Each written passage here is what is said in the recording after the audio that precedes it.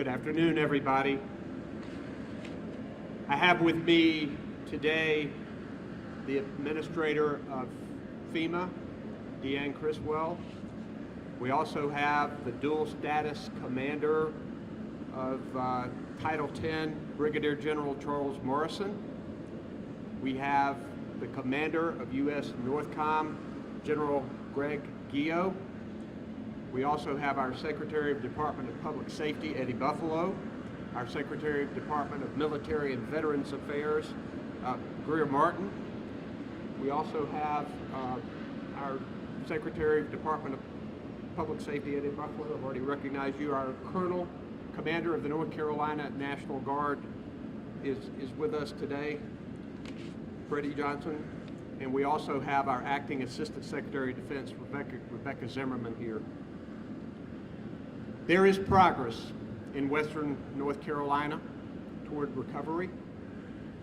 We are grateful for the thousands of local, state, and federal officials who are working in a coordinated way to bring relief to the people here who have suffered from an unprecedented, devastating storm. We know that there is much more to do, but we know that the people here are determined and resilient. We're also grateful for communities that have pulled together like never before. We're grateful for the volunteers and the communities of faith who have coordinated their efforts with government officials to make sure that we are reaching the people who need to be reached. Please know that anyone who needs help, we are determined to provide it to them. Right now, we have 1,700 active duty National Guard activated. And one of the purposes of this event today is to talk about the integration of our U.S. Armed Forces with our National Guard, with our FEMA forces who are here on the ground, with our state emergency management and state and local law enforcement officers. We're grateful for the work that has gone on. We know that there is much more to do. We're still opening roads. We're still working to reach communities. We still have search and rescue occurring as we speak. But we know the people of North Carolina and will pull together, and that the people of Western North Carolina will recover from this storm and will work to be more resilient than ever. I'm now going to recognize the Administrator of FEMA, Deanne Criswell. Administrator. Thank you, Governor, and good morning, everybody. I've been here in North Carolina for a week now, a week today. I've visited over a dozen of communities with the Governor. I've been side by side with Governor Cooper talking to mayors, talking to local officials, talking to the local sheriffs, talking to the fire chiefs, and hearing from them, listening to what their needs are to support their community, and to make sure that we are bringing in the resources that are needed. And I want to assure you, as I have told the Governor, that we at FEMA and the entire federal family are here to support the needs of these communities and delivering exactly what they want, where they want, and when they need it. I listened to these local officials during these visits to identify what else needed to come in. One of the things we identified was the ability to get commodities from the points of distribution to the front doors, because we knew that there were a number of isolated and limited access communities that were out there. I am so appreciative that my DoD colleagues are here with us today to support us in this critical mission. The Title 10 forces, as you'll hear from, are augmenting the incredible work that the National Guard has been doing since day one, helping us to truly meet people where they are and bring them these basic needs to help during this response. An event of this size requires significant support, and it requires that support from the entire federal family. I have been coordinating with my counterparts from all of the different departments and agencies to make sure we're bringing in what we need to support this community. I have engaged with their senior leadership, and to date, we have brought in nearly 3,400 federal responders from across the different departments and agencies to North Carolina. This is 20 different departments and agencies bringing in these responders. This is on top of the 1,500 personnel from the Department of Defense that you'll hear from, as well as the thousands that you heard from Governor Cooper, the National Guard, and all of the first responders that have been out in these communities since day one. This is a big team, but this is what is required. I have seen and I have led complex events. This is a complicated event, but let me be clear, FEMA is good at complexity. Our team, we are coordinators, we are collaborators, we are problem solvers, but we are also part of a larger team. And so I am grateful to be surrounded here today by my partners from the Department of Defense who are so committed to helping to support this mission. And together we will be here with North Carolinians as long as it takes. And with that, I'll turn it over to General Morrison. Thank you, ma'am. Today, it's my honor to be the dual status commander, and my role is to ensure unity of effort between our National Guard forces, which the administrator said have been here since before the storm, and now our active duty military forces that have come in to our assistance and to achieve unity of effort. Today, the citizens of North Carolina have a joint task force that's made up of over 3,300 both active duty and National Guard military forces. That includes 918 vehicles and over 41 aircraft. Your North Carolina National Guard continues the efforts that they have had since well before the storm in places here like Asheville and all across western North Carolina. That also includes National Guard from across the 54 states of the Union. Just yesterday, we received 2 more engineer task forces from both Michigan and Virginia to add to that critical need here to our relief efforts. I want to speak to a moment about the active Army integration that has been seamless. Early communication between senior leaders allowed us to make sure that these active duty forces were equipped properly for the mission at hand. Normally, active duty forces are deploying to fight and win our nation's wars, and so we organized for the mission. Task Force Castle, which came right out of Fort Liberty here in North Carolina, arrived in Marion, North Carolina, and with probably 3 or 4 hours of sleep was conducting missions. They are on their 3rd day of missions here in North Carolina doing route clearance and at the same time delivering those commodities that the administrator talked about to places that may not have had access to them before. But what they are finding is progress. They're finding that most places have most of the humanitarian assistance that they need, and in some cases they just needed assistance with donation management. So you have soldiers, both National Guard and active duty alike, helping organize the massive amount of donations from generous people from all across this nation. And at the same time, providing relief as we continue to push humanitarian assistance relief. The 101st soldiers from Fort Campbell, Kentucky, arrived with infantry squad vehicles. I will liken these to all-terrain vehicles, and they are immediately assisting our FEMA partners with wide area searches to continue to make sure that we have located all individuals and also where we might need to deliver more supplies. We also are having them team up with the North Carolina Department of Agriculture. Commissioner Troxler has provided us with locals who know the people and the terrain to allow us to get into areas that we might not have access so far to this point. Our partnership with the Department of Defense in this status is exactly why the dual status commander was invented after the response to Katrina so many years ago.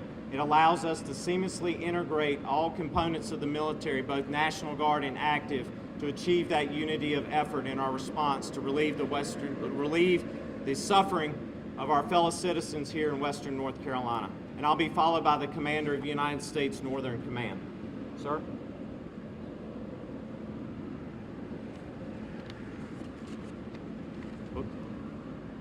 I'm General Greg Guillot. I'd like to thank Governor Cooper, Administrator Criswell, and Brigadier General Morrison I'd like to acknowledge the tremendous amount of tireless work and effort by thousands of people and hundreds of organizations that are bringing aid to the citizens of North Carolina. As the commander of U.S. NORTHCOM, we're honored to support the state, FEMA, and the dual status commander, Brigadier General Morrison, by providing active duty forces in a number of areas that can fall under his command and control, using the dual status commander role that comes from the President through the Secretary of Defense at the request of Governor Cooper, which allows him uniquely to command and control both state and federal forces at the same time. That will bring the citizens of North Carolina a unity of effort and response where we can provide the types of capabilities that are needed that will fall side by side with the North Carolina National Guard troops under his able and forward-thinking leadership. As General Morrison mentioned, the first wave of response has been helicopters from Fort Liberty, engineering battalion from Fort Liberty, and then also the infantry battalions that are coming in from Fort Campbell, Kentucky. But I should point out that those and the 101st Airborne, but they are part of the 18th Airborne Corps, the elite unit based out of Fort Liberty that is providing the majority of the 1,500 person Title X response.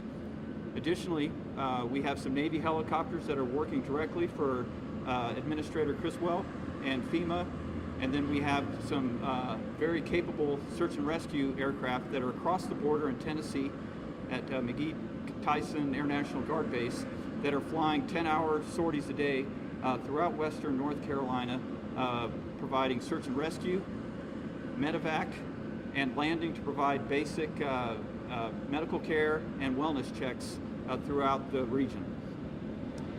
I'd like to close by saying it is a tremendous honor for us to support not only Brigadier General Morrison as the commander of these forces, but the state and FEMA in this most important and honorable mission for us, which is to help fellow citizens. Again, thank you very much.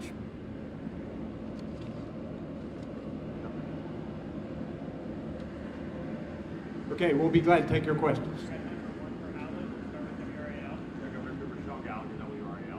mentioned progress is being made, but we don't have a timeline of when water can be restored for the people here, making it difficult for people to plan how to move forward.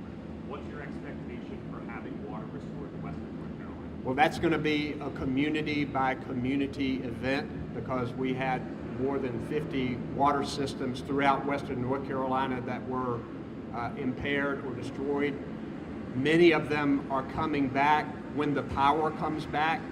So people are getting water a bit at a time. By that I mean that communities are coming on one at a time. We're seeing progress in that. As for Asheville and the places in Buncombe County it serves, it's still going to be a while. There is progress being made, but we don't know yet. We have engineers from the U.S. Army Corps of Engineers who are here working with civil engineers and others to make sure that we are doing everything we can to get water back on all over Western North Carolina. But we don't have a specific timeline on Asheville Buncombe right now. Do you have anything on that?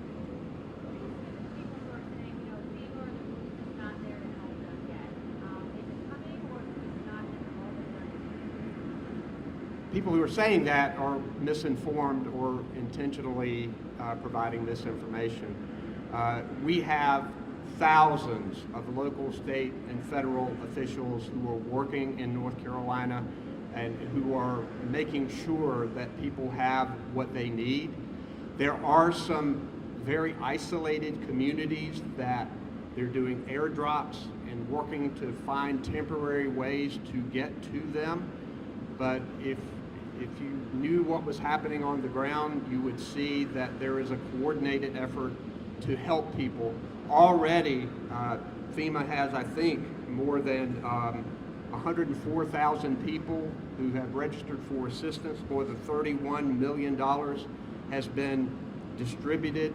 They have 1,700 people in hotel rooms in their temporary shelter program. there's a lot that's happening right now to help people where they're at. What is the timeline for the road look like? What can you tell people traveling? We still don't want tourists coming to Western North Carolina right now. We need to preserve roads for the commodities that are coming in, for utility workers, for cell phone workers, for people who are providing medical assistance. There's a lot of work going on to provide, making sure that people are getting their oxygen, making sure they're getting their regular medical supplies. So we don't want people coming right now. There will be some roads that will take quite a while in order to repair, because if you've been to Western North Carolina, you know that some roads are very rugged on a beautiful day with no storm. Roads that have been damaged are going to take a while to repair, but we've already gotten $100 million in beginning emergency response from federal DOT. Our state legislature is going in Wednesday to provide additional funding. So we've got everybody on the ground working to repair these roads. That maybe this might be better for FEMA or for you, Governor, if someone wants to answer. We're hearing a lot of reports about FEMA entering or stopping distribution supplies being sent to Western North Carolina from South Carolina. Is that the case? And are these reports affecting your operations? Absolutely false. We are managing this disaster across 6 states right now. We continue to bring in resources. I had people on the ground before this disaster, before the storm hit this part of Western North Carolina. We have continued to bring in those resources, and it was part of me being here on Monday of last week, working with the governor to identify what additional resources need to be coming in. I mean, if you've been out here and you've seen the air traffic coming in here and moving out into the communities, they are moving supplies, FEMA supplies, but also donated supplies. We have thousands of people on the ground, not just federal, but also our volunteers in the private sector. And frankly, that type of rhetoric is demoralizing to our staff that have left their families to come here and help the people of North Carolina. And we will be here as long as they're needed. Has what had an effect on operations? Oh, the rumor, I mean, what it does is it really affects the morale of our people who are trying so hard to get into communities. But the biggest effect, I would say, is people that have been impacted are afraid to apply for our assistance. Assistance that then they can get a hotel room. They can get reimbursement for some of the costs or damages to their home. If I can't get them to apply, I can't give them the money and the resources that they're eligible for. And we're hearing that people are afraid to apply for the assistance. And so we need them to know. I've heard rumors that if you take our $750 and don't pay it back, we're going to take your home. Absolutely false. The $750 gets you money to help with your medicine or the food you lost in your refrigerator. And then we're going to give additional money for the repairs to your homes and the items that were lost. We're going to help with any rental that they incur or any of the displacement costs if they went and stayed at a hotel. All of that reimbursed. But I can't give it to them if they don't apply. And if people are afraid to apply, then it is hurting them. Going off of that same question, specifically addressing the $750, there's also a lot of misinformation out there that, go back to the old days, like people getting worse than people aren't getting. Just kind of clear the air on how the $750 immediate assistance works and how it's not.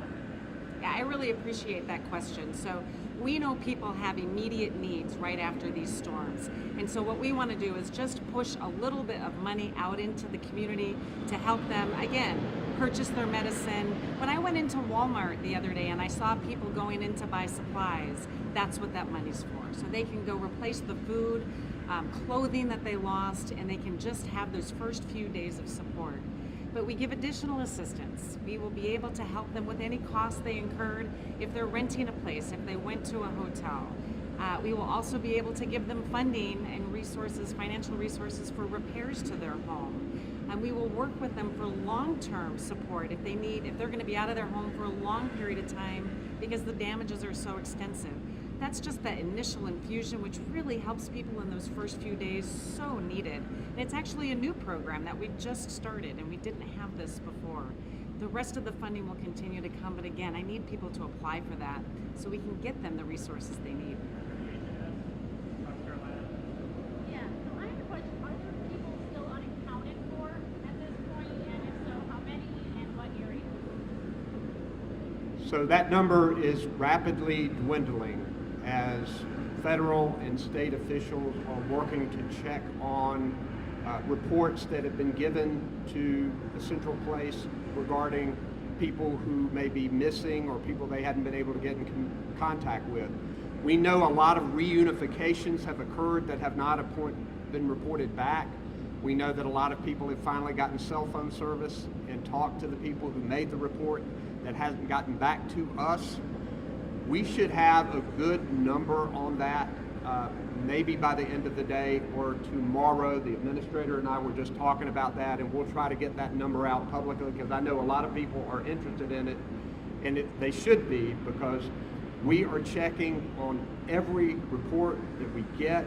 There are soldiers and National Guard and emergency management people going door to door, working to try to find people when there is a report that they have not gotten a communication. But that number has dwindled significantly, and we hope to give you that number very soon.